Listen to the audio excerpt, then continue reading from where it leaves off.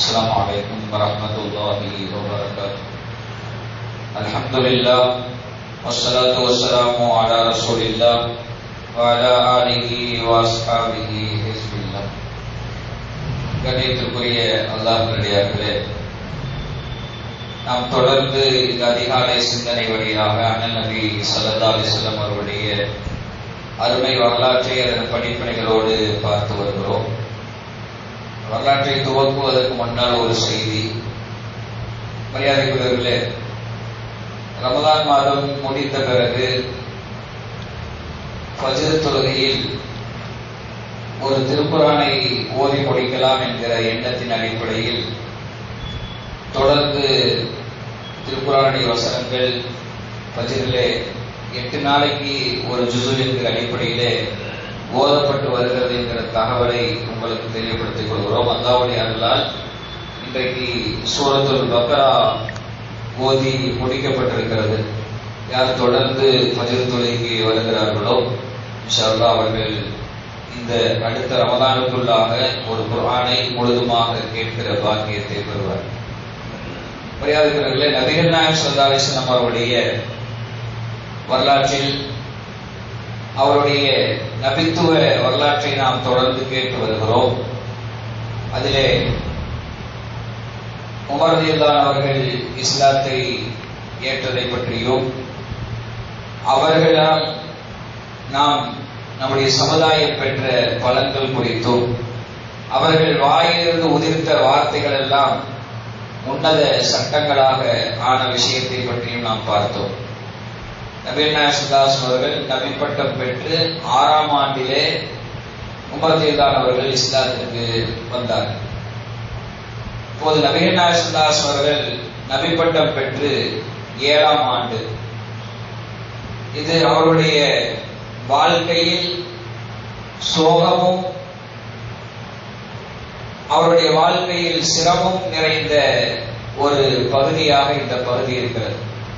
நாயகம் ஸல்லல்லாஹு அலைஹி வஸல்லம் நபித்துவத்தின் 7ஆம் ஆண்டு நாயகம் ஸல்லல்லாஹு அலைஹி வஸல்லம் அவருடைய குடும்பமாகிய பனு ஹாஷிம், பனு அப்துல் முத்தலிப், பனு அப்துல் மனாஃப் ஆகிய குடும்பங்களை குறைஷிகள் ஊரை விட்டு விலக்கி வைத்தார்.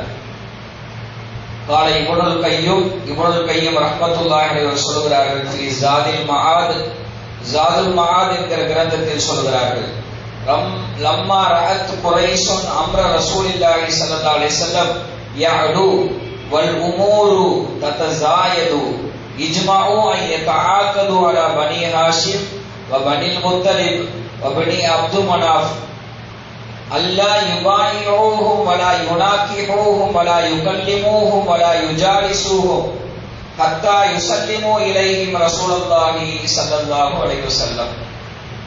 குறைஷிகள் பார்க்கிறார்கள், நாயகம் ஸல்லல்லாஹு அலைஹி வஸல்லம் அவர்களுடைய வளர்ச்சி நாளுக்கு நாள் அதிகமாகிக் கொண்டிருக்கிறது.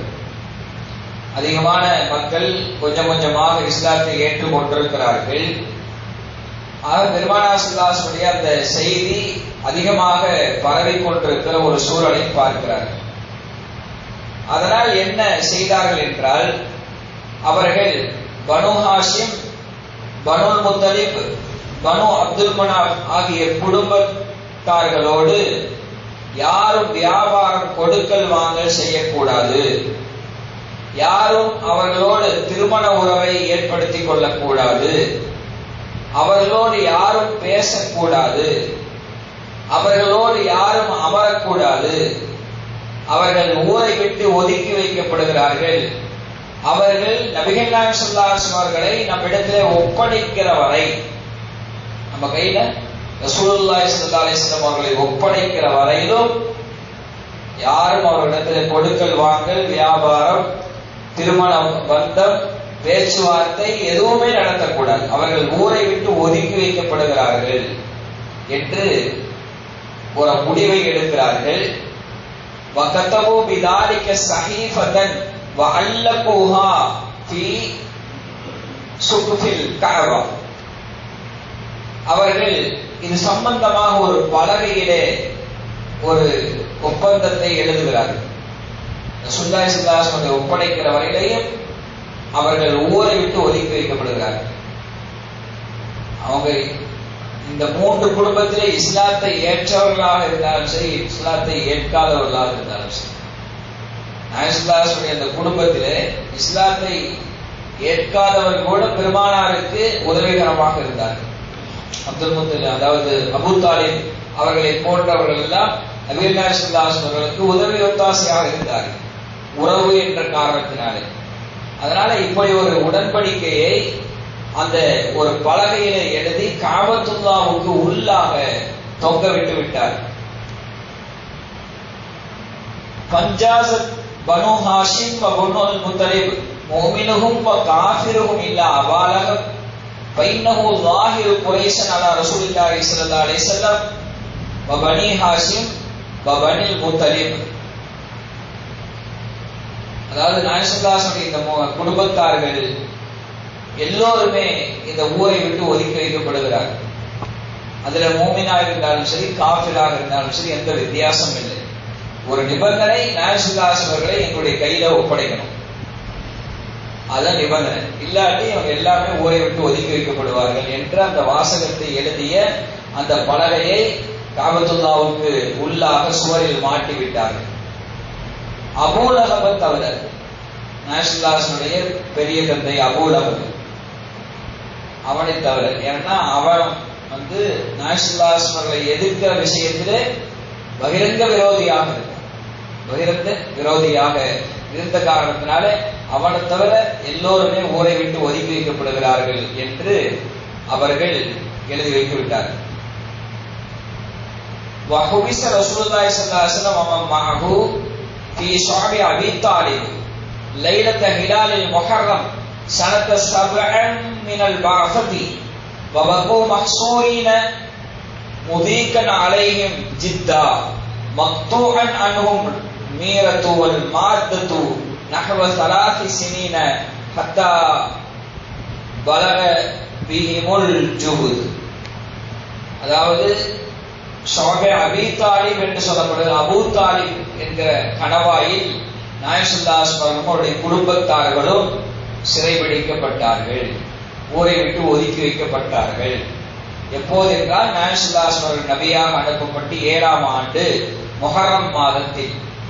முஹர்ரம் மாதத்தினுடைய பிறை ஆரம்பமாகிற அந்த நாளிலே அவர்கள் சிறைபிடிக்கப்பட்டார்கள்.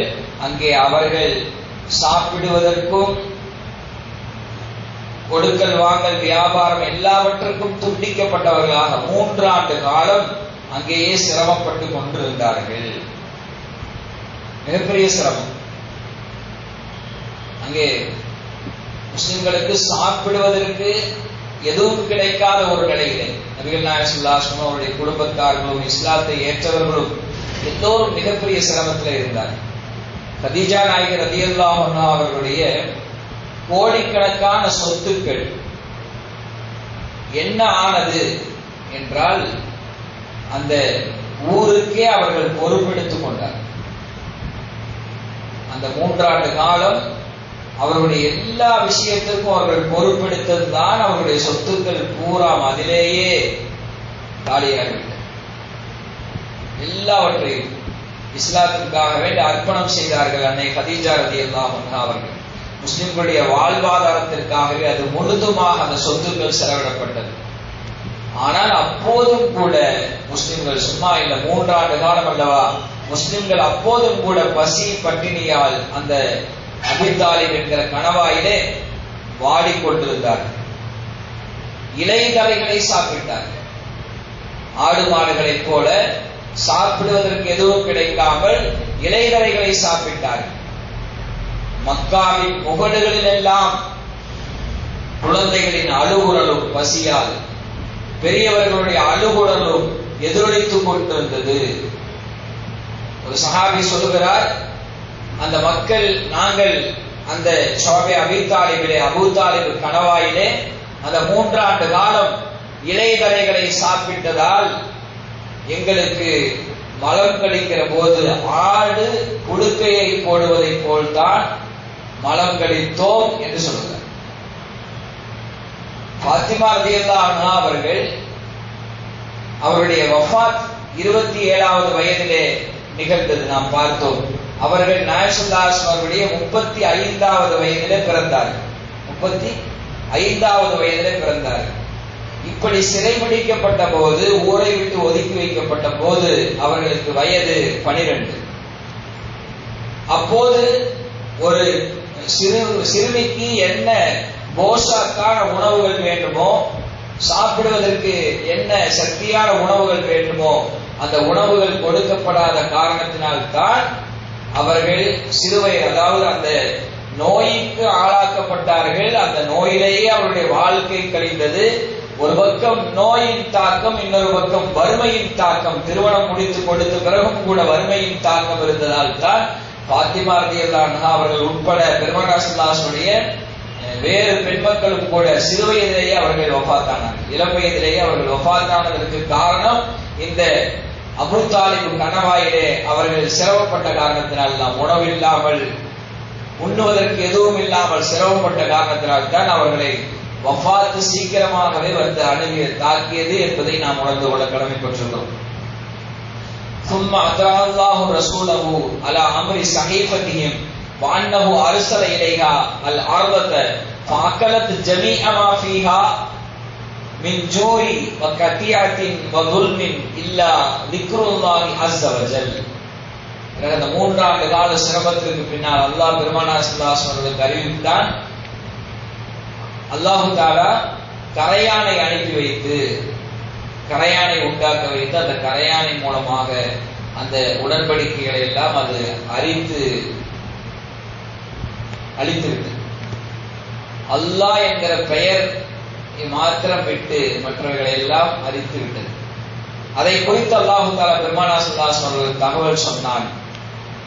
அதை நாயகம் ஸல்லல்லாஹு அலைஹி வஸல்லம் தன்னுடைய பெரிய தந்தை அபூ தாலிப் அவரிடத்திலே இந்த விஷயத்தை சொல்லுகிறார். அவர் வந்தார், பக்கத்திலே வந்து சொன்னார், என்னுடைய சகோதரன் இப்படி சகோதரனின் மகன் இப்படி சொல்லுகிறார். அவர் பொய்யராக இருந்தால் நீங்கள் என்ன செய்யுங்கள், எங்களை விட்டும் அதே போல உங்களை விட்டும் அவரை நீங்கள் ஒதுக்கி வைத்து விடுங்கள். அவர் பொய்யராக இருந்தால் இப்படி ஒரு விஷயத்தை சொல்லி இருக்கிறார். அவர் உண்மையாளராக இருந்தால் நீங்க எங்களை விட்டுறணும், எங்களை எதுவும் செய்யக்கூடாது, எங்க குடும்பத்தை எதுவுமே செய்யக்கூடாது. போய் நீங்கள் வேண்டுமானால் காபாவின் அந்த சுவரில் தொங்கவிடப்பட்டிருக்கிற அந்த உடன்படிக்கை என்னவாகிவிட்டது என்று போய் பாருங்கள் என்று அபூ தாலிப் அவர்கள் அந்த இடத்திலே சொன்னார். அதே போல அவர்கள் போய் பார்க்கிறார்கள். அந்த உடன்படிக்கையை தொட்டவுடன் அந்த பலகை அப்படி கீழே விழுந்தது. பார்த்தால் அவர்கள் எழுதி வைத்திருந்த எல்லாம் அழிந்து போய்விட்டது, கரையான் அடித்து விட்டது. அல்லாஹ் என்கிற வார்த்தை மாத்திரமே அதில் இருந்தது. இதை பார்த்ததும் அவர்கள் விட்டுவிட்டார்கள். நபிகள் நாயகம் ஸல்லல்லாஹு அலைஹி வஸல்லம் அவருடைய குடும்பத்தார்களையும் அந்த ஊர் விளக்கிலிருந்து அவர்கள் அந்த உடன்படிக்கை அரித்து போய்விட்டாலே அது ஆட்டோமேட்டிக்காக அது முடிந்துவிடும். அதனால் நாயகம் ஸல்லல்லாஹு அலைஹி வஸல்லம் குடும்பத்தார்கள் 3 ஆண்டு கால சிரமத்திற்கு பின்னால் அந்த அபீ தாலிப் என்கிற கணவாய் ஊரை விட்டு ஒதுக்கி வைக்கப்பட்டிருந்தார்கள், அதிலிருந்து வந்தார்கள். ஆனாலும் கூட இப்படிப்பட்ட ஒரு அற்புதத்தை பார்த்தும் கூட அந்த குறைஷிகள் தங்களுடைய அந்த மனமாற்றம் அவருடைய உள்ளத்திலே ஏற்படவில்லை.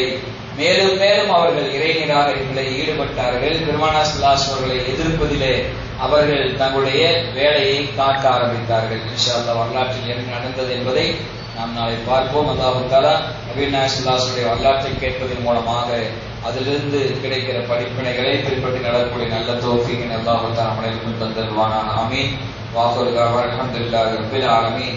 வஸ்ஸலாமு அலைக்கும் வரஹ்மத்துல்லாஹி வபரகாத்துஹு. சுப்ஹானல்லாஹி வபிஹம்திஹி சுப்ஹானல்லாஹும்ம வபிஹம்திக நஷ்ஹது அல்லா இலாஹா இல்லா அன்த வனஸ்தக்ஃபிருக வனதூபு இலைக்.